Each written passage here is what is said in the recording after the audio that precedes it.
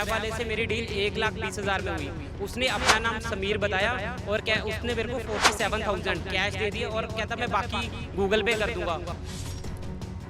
उसके बाद हम लगातार उसके फ़ोन पे फ़ोन करते रहे, लेकिन इससे 10 से 15 दिन लगातार फ़ोन करने के बाद जब मैं तंग होने लग गया, फिर मैंने इसकी complaint SSP headquarter Kawaljeet Kaur को की। पहले तो वो मुकर रहा था, फिर उसके बाद जब मैंने उसको कॉल डिटेल्स दिखाई कि ये देखो मेरे पास तुम्हारे प्रूफ है, फिर जाके उसने बोला कि चलो मैं इसके बारे में करता हूँ जी, मेरे साथ ये हो गया। चंडीगढ़ पुलिस से ये रिक्वेस्ट करता हूँ कि मेरे पैसे जल्दी से जल्दी दिलाए जाएँ और इसके बारे में जो बनती कार्रवाई है वो की जाए। ये मानने को तैयार ही नहीं था कि ये मेरा फ़ोन नंबर है और जानबूझ के कहने लग गया। मेडिकल रिपोर्ट दिखा रहा है कि मेरे साथ एक्सीडेंटली मेरे साथ लड़ाई झगड़ा हो गया और मैं आपका सामान उठा नहीं पाया। सारा सामान उठा लिया, लेकिन अब वो मेरे को पेमेंट देने से मना कर रहा है। मैं चाहता हूँ मेरी पेमेंट दिलाई जाए और जो मेरे साथ नाइंसाफ़ी हो रही है वो ना हो। अगले दिन जब हम 3 बजे गए, उसने अपना ट्रक पूरा लोड सारा सामान कर लिया था, लेकिन बार बार उसके फ़ोन करने के बाद जब कहता कि मैं अपना 73,000 नहीं, मैं आपको 30,000 दे पाऊंगा, कभी कह रहा मैं 30 दूंगा, कभी कह रहा मैं 40 दूंगा, पूरी पेमेंट करने के मूड में ही नहीं था। तब जाके तंग होके मैंने इसकी कंप्लेंट एसएसपी दफ्तर में की।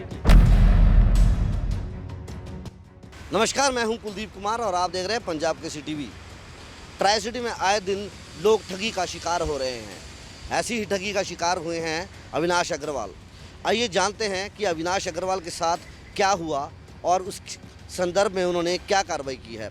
तो अविनाश, सबसे पहले मुझे बताएं कि आपके साथ क्या ठगी हुई है। मेरा नाम अविनाश अग्रवाल है। मेरी फर्नीचर मार्केट में Ramesh Agarwal furniture private limited के नाम से दुकान थी। 20 तारीख को जब फर्नीचर मार्केट उठाने के ऑर्डर आ गए थे, उस टाइम पे हमने जब सारा सामान निकाल लिया था, उसके बाद उन्होंने स्क्रैप वगैरह से मेरे बात की, तो स्क्रैप वाले से मेरी डील 1,20,000 में हुई। उसने अपना नाम समीर बताया और क्या उसने मेरे को 47,000 कैश दे दिए और कहता मैं बाकी गूगल पे कर दूंगा। बट शाम तक उसने गूगल पे नहीं किए और उसके बाद फिर कह रहा मैं अगले दिन कर दूंगा। उसके बाद हम लगातार उसके फ़ोन पे फ़ोन करते रहे, लेकिन इससे 10 से 15 दिन लगातार फ़ोन करने के बाद जब मैं तंग होने लग गया, फिर मैंने इसकी complaint SSP headquarter Kawaljeet Kaur को की। उसके बाद फिर ये 39 जो अपना थाना नियर पड़ता है, उसके बाद उन्होंने रामदयाल जी वहाँ पे एसएचओ है और रचना मैडम वहाँ पे आईओ थे। शीशपाल जी का मेरे को कॉल आया, कहते सर हमने दूसरी पार्टी को बुला लिया है, आप भी आ जाइए। जब मैं वहाँ पे गया तो पहले तो वो मुकर रहा था, फिर उसके बाद जब मैंने उसको कॉल डिटेल्स दिखाई कि ये देखो मेरे पास तुम्हारे प्रूफ है, फिर जाके उसने बोला कि चलो मैं इसके बारे में करता हूँ जी, मेरे साथ ये हो गया और मैं इतनी पेमेंट नहीं दे पाऊँगा। अब उसकी नीयत बिगड़ गई है। मैं चंडीगढ़ पुलिस से ये रिक्वेस्ट करता हूँ कि मेरे पैसे जल्दी से जल्दी दिलाए जाएँ और इसके बारे में जो बनती कार्रवाई है वो की जाए। तो क्या आपको लगता है कि पुलिस द्वारा जैसे शिकायत दी गई है तो उसमें पुलिस कोई ठोस कदम उठा रही है या कोई एक्शन लेगी? अभी पुलिस का ये कहना है कि सर ये हमारा मामला नहीं है, ये पैसे का लेन देन है। बट मैं ये उनको कहना चाहता हूँ कि मेरे साथ ये ठगी हुई है, ये फ्रॉड हुआ है, ये चीटिंग का केस है। अब जो ये ठगी मेरे साथ हुई है, मुझे लगता है कि शायद उसने किसी औरों के साथ भी की है। पहले तो वो ये मानने को तैयार ही नहीं था कि ये मेरा फ़ोन नंबर है और जानबूझ के कहने लग गया। मेडिकल रिपोर्ट दिखा रहा है कि मेरे साथ एक्सीडेंटली मेरे साथ लड़ाई झगड़ा हो गया और मैं आपका सामान उठा नहीं पाया।